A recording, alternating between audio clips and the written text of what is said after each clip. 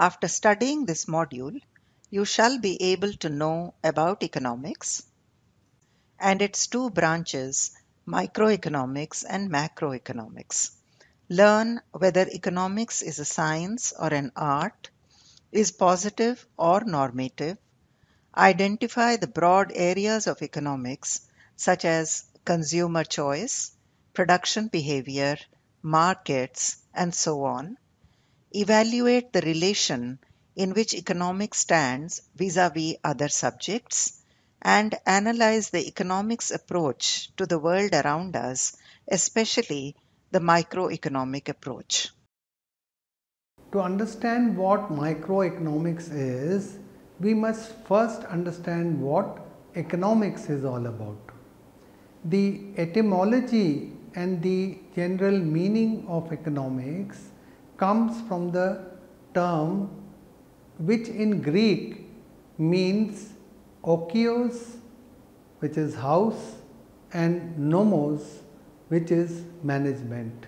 That literally means house management, management of the home, that is expenditure, income, and so on of the home. In the present day sense, however, economics is a subject whose study assists the households, individuals, groups, nations, and even international organizations in making important choices for material welfare both in the short run and the long run under limitations or constraints of resources. Under its widespread umbrella comes the individual, the household, and so on, who go to the market, and the firms also who make profits. It could be village economy, it could be in relation to an industrial town, it could be about a less developed country or about a multinational organization or the world economy in general.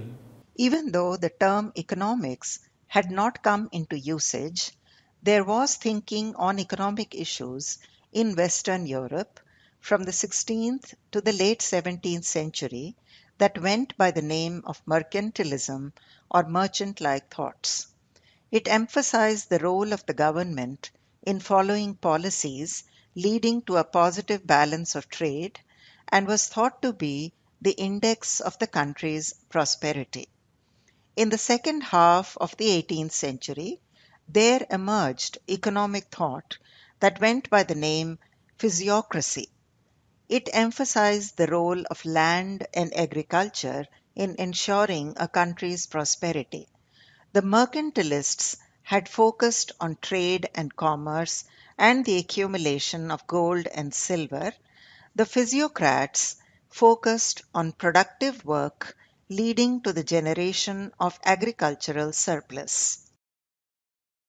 In the third quarter of the 18th century, with the publication of the great work of none other than Adam Smith, in 1776, Adam Smith published an inquiry into the nature and causes of wealth of nations, in short known as Wealth of Nations.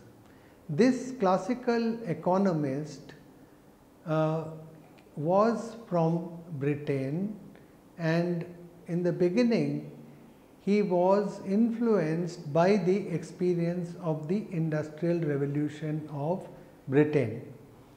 Adam Smith emphasized the division of labor and specialization as a source of productivity or efficiency in the firms or factories, which contributed aggregatively to the nation's wealth or welfare, or as it is known as the nation's prosperity.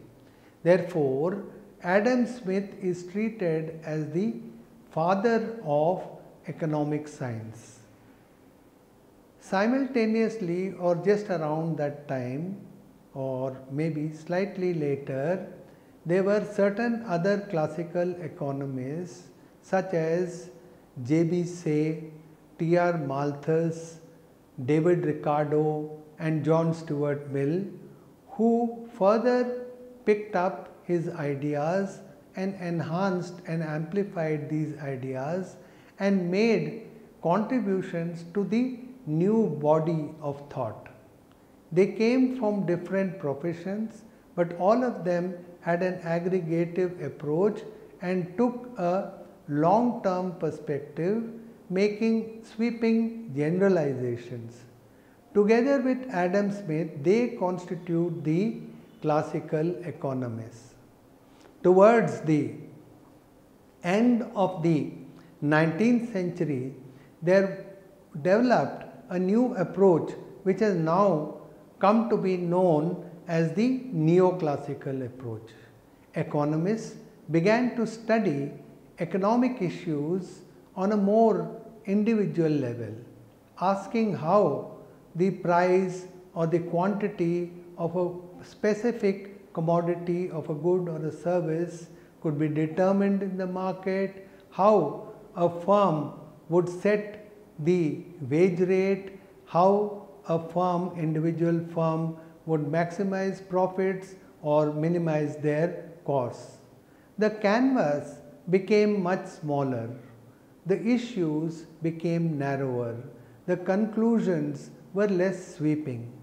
Instead of aggregation, the unit or the marginal concept or the incremental concept became much more important, and the focus was no longer on the entire nation but on the individual consumer or the individual producer, or as we call it, the household or the firm.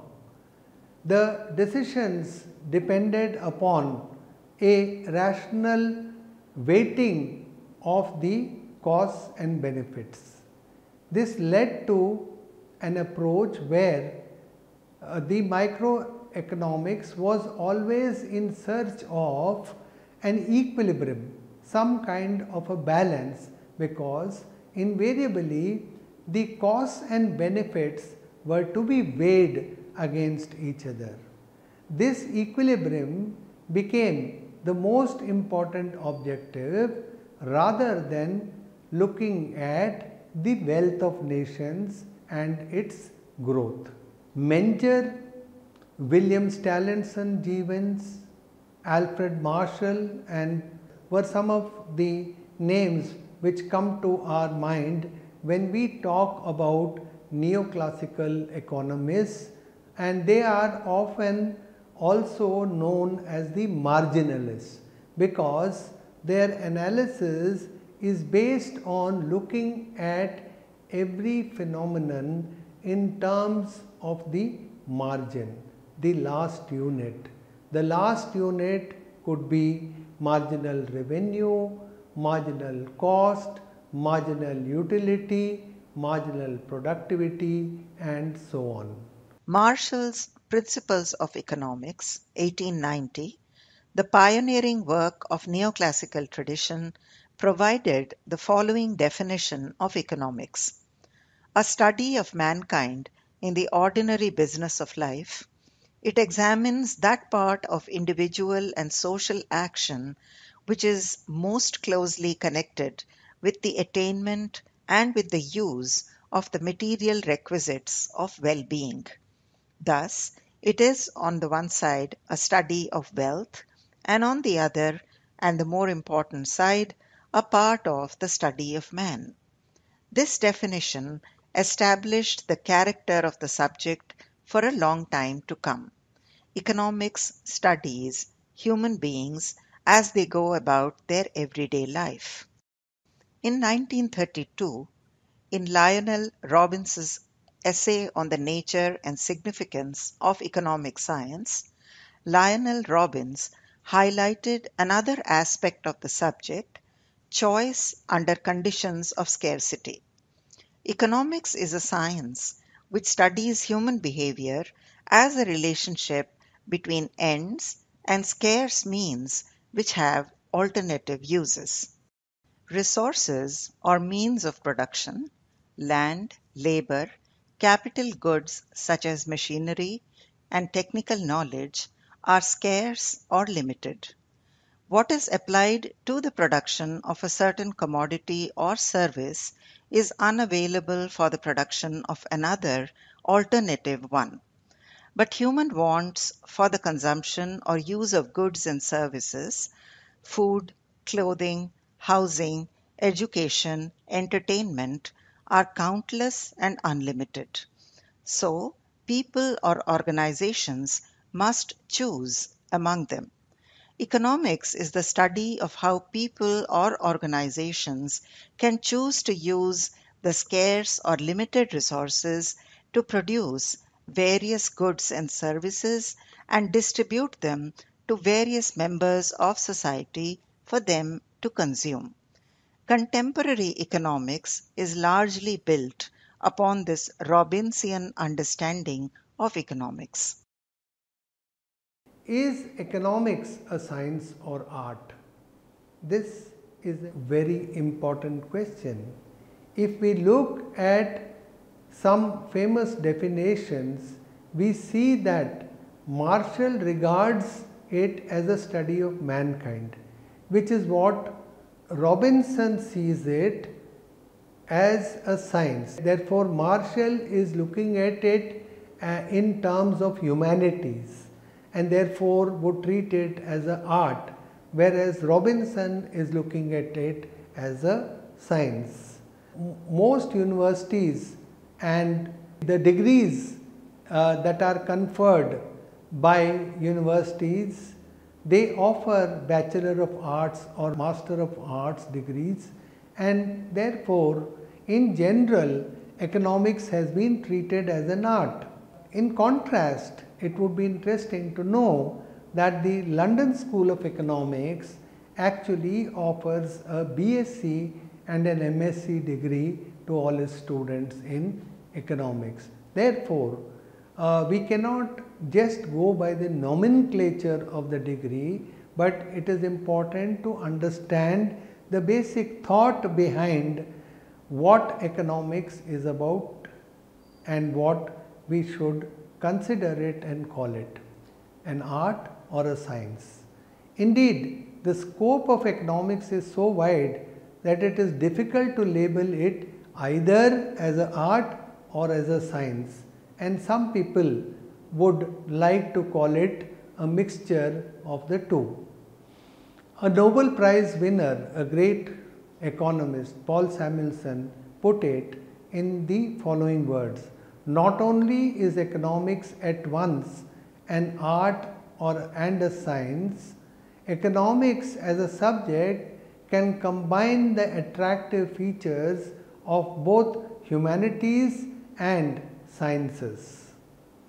But even if the epithet science is given to economics, it remains a social science. It is, just to use Marshall's words, the study of mankind. So when we say the study of mankind, obviously, well, we could believe, we could agree with what Samuelson says, that it is partly a science and partly an art, but it is a science which relates to mankind, and therefore it is a social science. It relates to and it concerns the people or the members of a society or a nation or an economy who are acting and interacting among themselves through a complex process like production or exchange or consumption or distribution. So we must remember that all these processes are social processes involving large number of people. There is of course the concept of a Robinson Crusoe economy, where a country has just got one person performing all the economic activities by himself, and the name is obviously borrowed from the title of a book by Daniel Defoe, where one individual is shipwrecked on an island, but this is merely an analytical tool to facilitate the understanding of very complex problems and concepts in economics which are difficult to understand in a real economy. So, essentially, the subject of economics may be a science, but it is social in character. Let us now discuss whether economics is positive or normative. In 1953, Milton Friedman, in his essays in positive economics, said that economics should not be normative. That is, it should not pass any moral judgment or strictures about human behavior. In fact, economics, according to Friedman, should be positive. That is, it should make certain theories or propositions or statements like, if price of a commodity goes up, then the quantity demanded or consumed falls, other things being constant. Rather than saying that, well, you stupid consumer, don't go on buying more of the commodity even when the price is increasing. Therefore, in a nutshell, it means that economics is concerned about positivism. Even policy prescriptions or recommendations should be expressed in a categorical, discreet and calm way, such as, if there is inflation, then the government should not issue more of notes, and because it is likely that the inflation may get exaggerated or aggravated. Rather than making statements like that the government would be stupid in increasing the money supply. We shall now discuss what the subjects do relate to economics. The subjects which are close to economics are mathematics and statistics as tools of economics used for theoretical as well as empirical verification. The pioneers like Alfred Marshall used verbal exposition as well as graphs to make out their points and say about certain concepts such as demand curve or the cost curve and so on. But in contemporary times, it is impossible to study economic theory without the knowledge of mathematical techniques such as geometry, algebra, calculus, set theory, matrices and so on. However, Samuelson assures that it is only for the higher reaches of economic theory that mathematics is needed. For a general understanding, it is enough to be alert and informed, and to have logical reasoning is the key to success in the mastery of basic economic principles, and shrewd weighing of empirical evidence is the key to success in mastery of economic applications. Economics is both theoretical and empirical. For empirical analysis, the application of statistics to economics has led to the emergence of econometrics. Most contemporary research in economics is done with the help of econometrics. Political science also helps in the study of economics, which was originally called political economy. History and geography are also essential for a grasp of economics. Sociology and history are also related areas. Economic history and economic geography have developed as subjects in their own right. Other subjects or courses that have emerged from economics are commerce, business economics, business administration, and business management. Undergraduate courses in commerce and business economics compulsorily include courses or papers in economics. Let us now understand the precise meaning of the term microeconomics. In Greek, the word micro and macro mean small and huge, respectively. Microeconomics is a branch of economics that studies economics in relation to issues relating to the smallest individual, the smallest entity, the smallest detail, as though we are examining it under a microscope. In contrast, macroeconomics studies economic issues in aggregation and in the overall form and context, looking at the broad picture. Classical economists like Adam Smith, J.B. Say, David Ricardo and so on were concerned, as we have said, about the nation, the country as a whole, and sometimes about the world as a whole. Their analysis was more macro in nature. Neoclassical economists like Alfred Marshall and Gibbons were concerned about the household, the firms as individual units rather than as an aggregative entity, and they used to look at very fine concepts such as the marginal concept, which is a small addition, an increment in the units, in the basic units, as a basic tool of their methodology. The margin was the concept they used in their techniques of study, and for example, it was old-fashioned neoclassical economics theory which talks about marginal utility.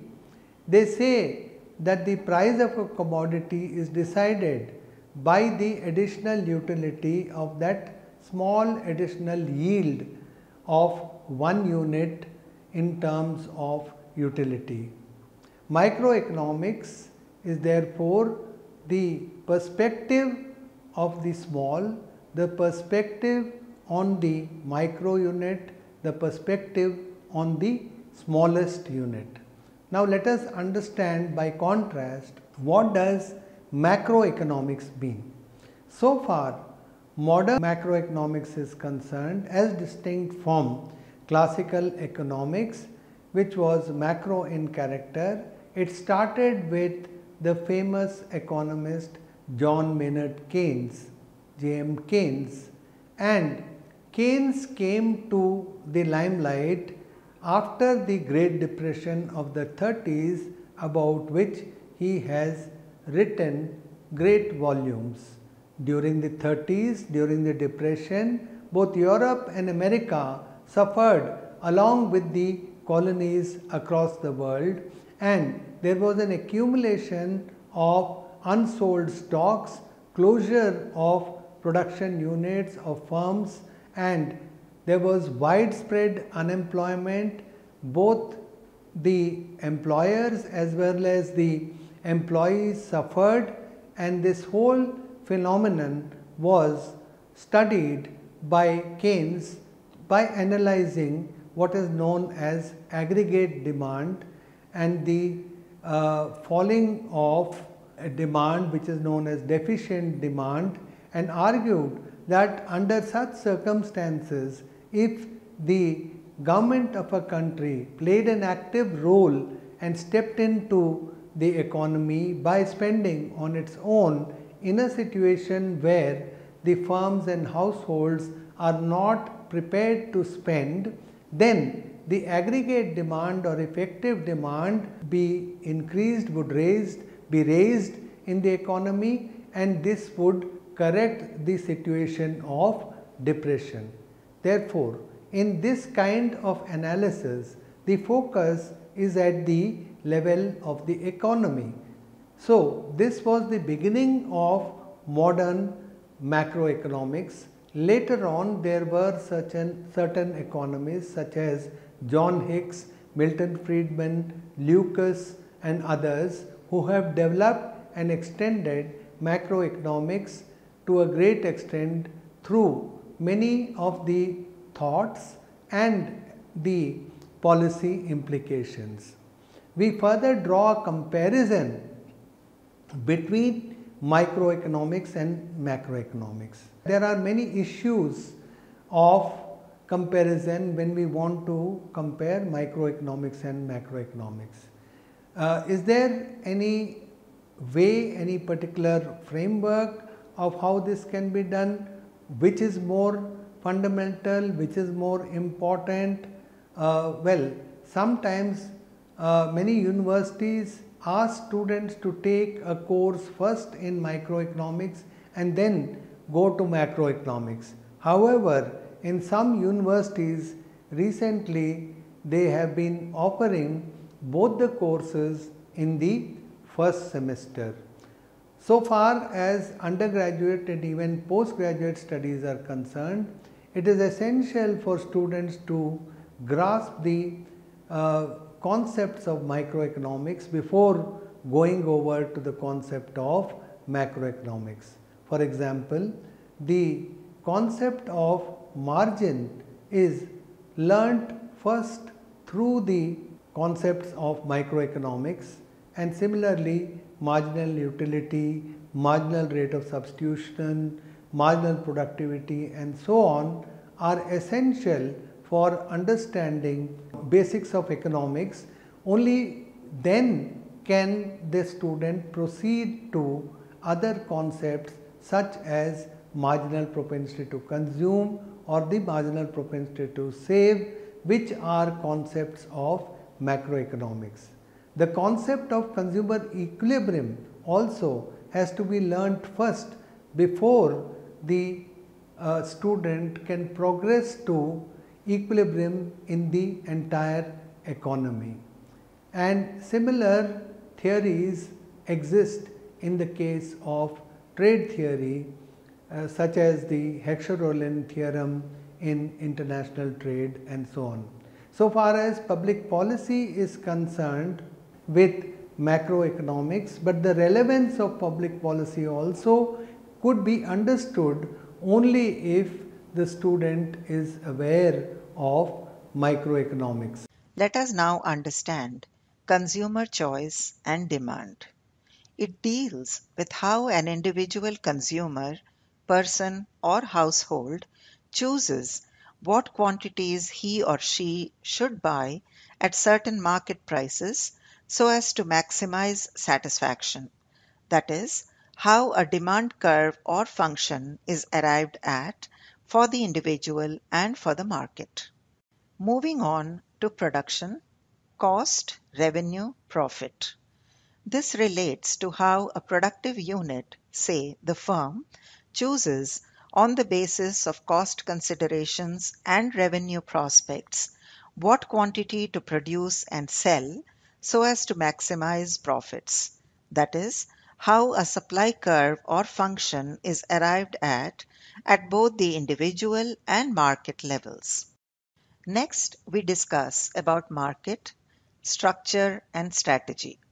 Markets can be of various forms or structures, for example, monopsony. In addition to standard tools of geometry and calculus, game theory is often used to analyze the various strategies suitable for the various markets. So, after the analysis of consumption and production comes the analysis of markets. Further, we learn about factor payments, risk, uncertainty. This relates to the determination of payments for the various factors of production such as rent, wages and profits in terms of marginal productivity, reward for risk taking, etc. We shall now study about welfare economics. This relates to the maximization of satisfaction or welfare for the society rather than the individual. It encompasses situations of market failure caused often by externalities as well as problems caused by information that is asymmetric. Welfare economics is concerned with the type of policy recommendations economists can make.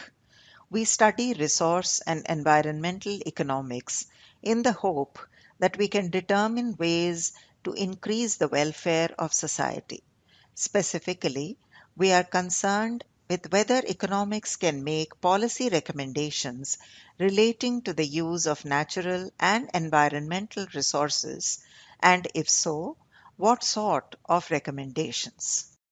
This section is concerned with concepts like efficiency, that is, Pareto optimality, equity, social optimality or optimality, conditions under which pure competition will and will not achieve an efficient allocation of resources, marginal rules for policy analysis, general versus partial equilibrium analysis, proposed welfare criteria such as the Pareto criterion, the Kaldor criterion, the Saitowski criterion, and benefit cost analysis, market failures, common property resources, externalities, decreasing cost industries, public goods, monopoly power, and the non existence of certain markets, social welfare functions, the theory of the second best and its implications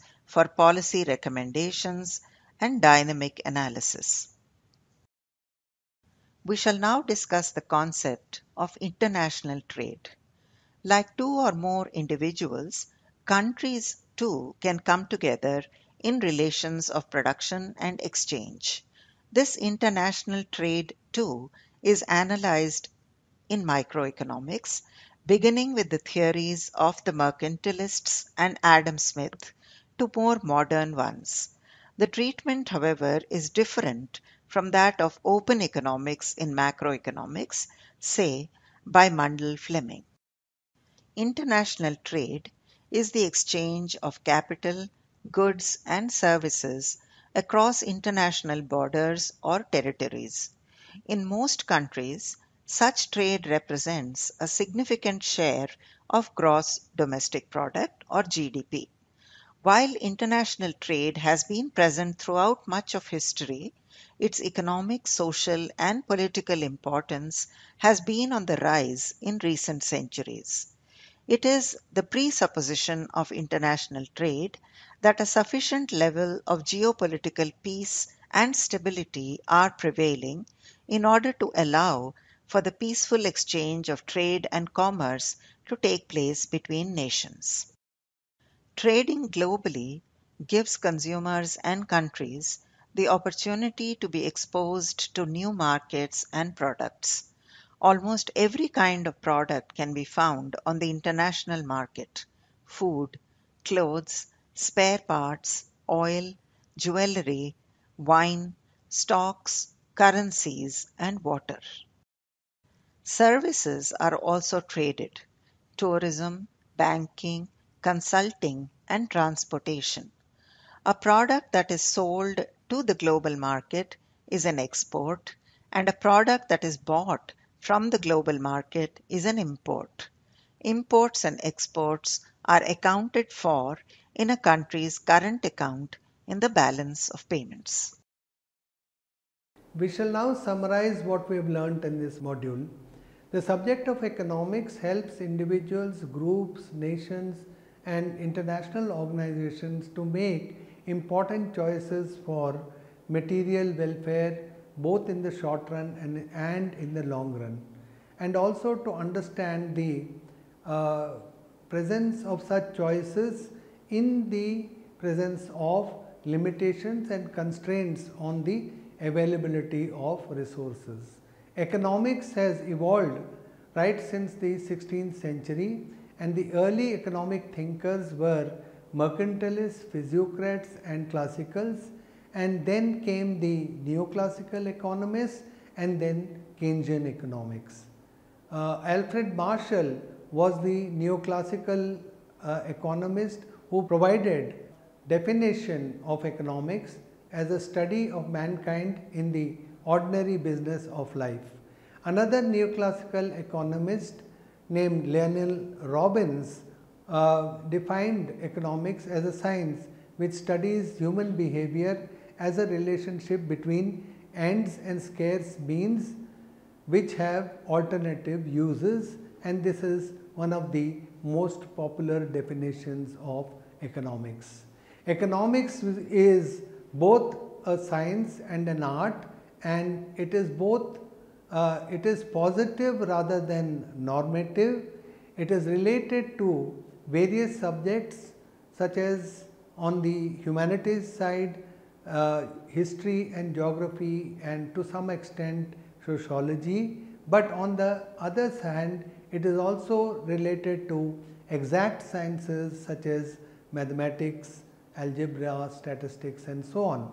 Economics can be broadly divided into two branches: microeconomics, which is the branch that studies the smallest economic unit in terms of the individual household, the firm and so on, and macroeconomics, which is concerned with the aggregate analysis, the entire economy, and looks at the broad picture. Sometimes it goes beyond the economy as well to look at the entire world. Both the branches are important.